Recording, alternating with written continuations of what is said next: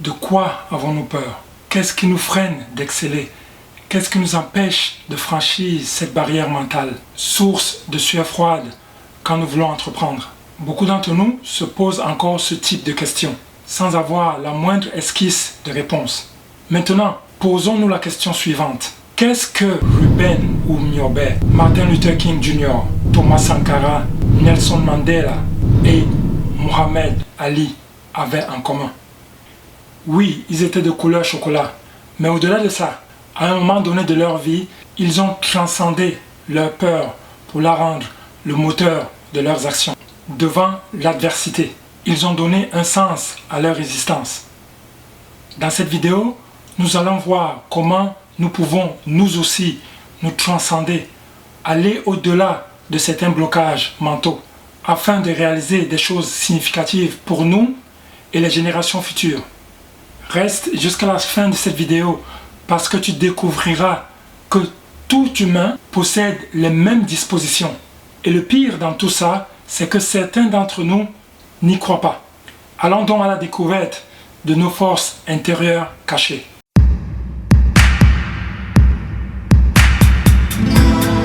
Meyerabe, Malomalam, Jojamle, Tamagijoy, Yigil Hop a entrepris la reconnexion avec nos racines à travers l'apprentissage de la langue et de notre culture.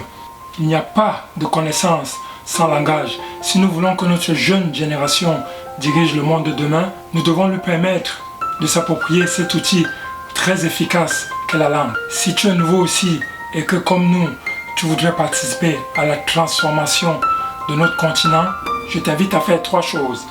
La première, abonne-toi à cette chaîne.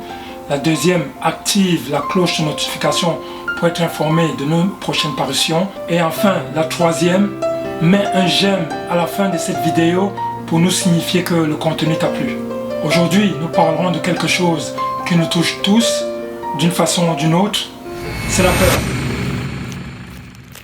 Peur d'entreprendre, peur de ne pas être aimé par les proches, peur de réussir, parce que c'est la peur de réussir qui nous fait échouer, peur d'être soi.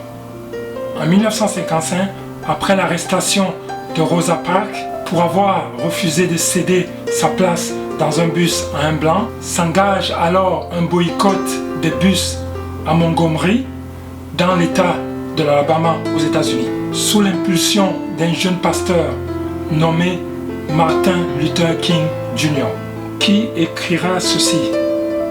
Il, pour les dirigeants blancs de cet État, pensait avoir affaire à une bande d'individus que l'on pouvait manipuler ou forcer à faire tout ce dont l'homme blanc leur demanderait de faire, mais il ne savait pas qu'il avait maintenant affaire aux Négros qui s'étaient affranchis de la peur. S'affranchir ici signifie en quelque sorte arracher leur liberté d'esprit de chez l'oppresseur.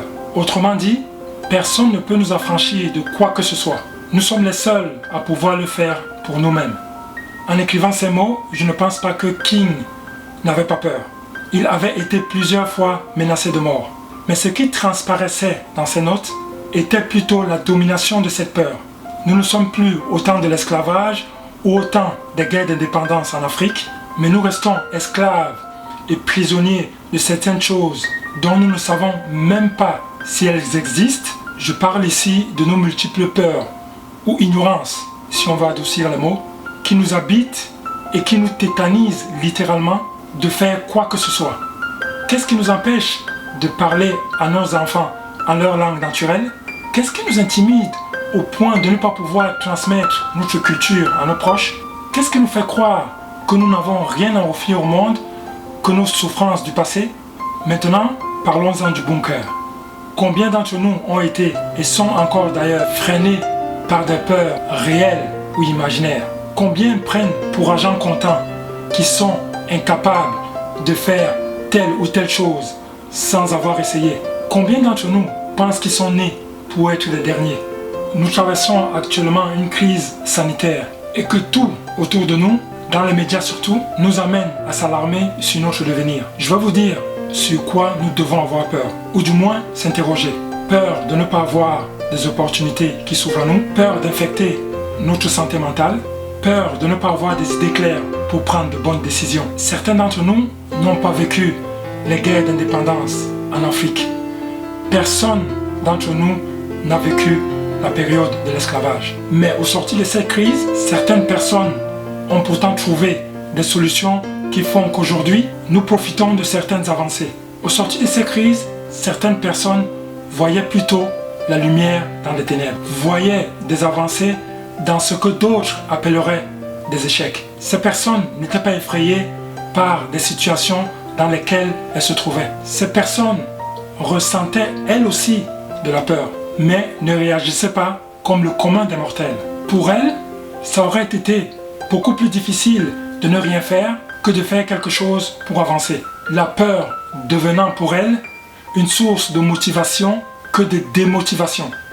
Cette motivation a permis à Thomas Sankara, face à la dette des pays africains, de se lever pour dénoncer ce qui était pour lui une injustice. Qui ici ne souhaite pas que la dette soit purement et simplement effacée? Celui qui ne le souhaite pas, il peut sortir, prendre son avion et aller tout de suite à la Banque mondiale payer. La peur n'avait pas d'effet sur lui. Pour son entourage, il mettait les puissants de ce monde à dos. Mais pour lui, c'est exactement ce qu'il fallait faire. Il continua à poser les actes qu'il jugeait nécessaires jusqu'au jour de son assassinat en 1987. Nous l'avons illustré ici pour montrer que même le sacrifice extrême ne freine pas certains. Nous ne sommes pas obligés d'en arriver là. Voyons maintenant comment nous pouvons agir. David Schwartz écrivait dans son livre The Magic of Thinking Big, en français, la magie de voir grand. L'action guérit la peur. L'indécision ou le report sont par contre des fertilisants. Nous avons tous peur de différentes façons. Certes, c'est un sentiment humain indissociable à notre nature. Comment pouvons-nous faire donc pour tempérer notre peur? Nous sommes prédisposés à avoir peur, mais aussi à vaincre celle-ci, dépendamment de comment nous nourrissons l'un ou l'autre côté. Essayons un exercice de substitution, si tu veux bien. Remplaçons le mot ou l'expression de peur par une question et observons la différence. Exemple, je suis effrayé à l'idée de demander une augmentation à mon patron. Substituons cette phrase par comment devrais-je demander une augmentation à mon patron? Ou encore, je suis stressé par le prochain examen. Substituons celle-ci par que dois-je faire pour être plus calme lors de l'examen? Ces questions résonnent différemment dans notre subconscient. Posons-nous toujours la question suivante dans les moments critiques. Quelle serait la pire des conséquences si nous posions un tel acte? Si nous sommes confortables avec cette question, alors agissons.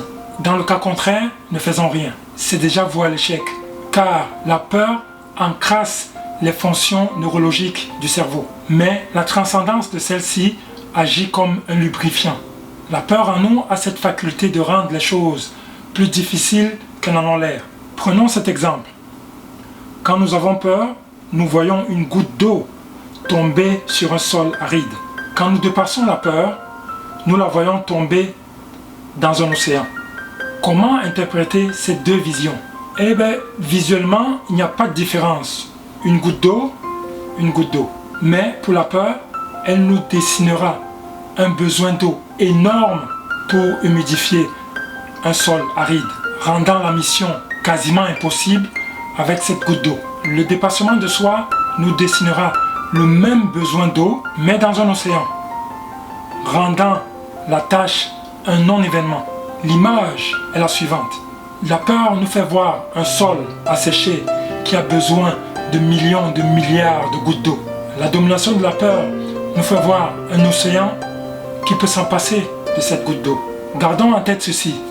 Celui qui domine sa peur est sur un chemin moins tumultueux. Mais celui dont la peur domine sent un chemin plein de tumulte. Pour beaucoup d'entre nous qui, malgré ce message, restent sceptiques, le mot d'ordre devrait être ceci. Sentons la peur, mais bougeons-nous quand même. N'oubliez pas, la solution n'est pas hors de nous. Elle est en nous. Je finirai par une citation du romancier brésilien Paulo Coelho, qui disait « Il n'y a qu'une chose qui puisse rendre un rêve impossible, c'est la peur d'échouer. » Nous arrivons au terme de notre vidéo.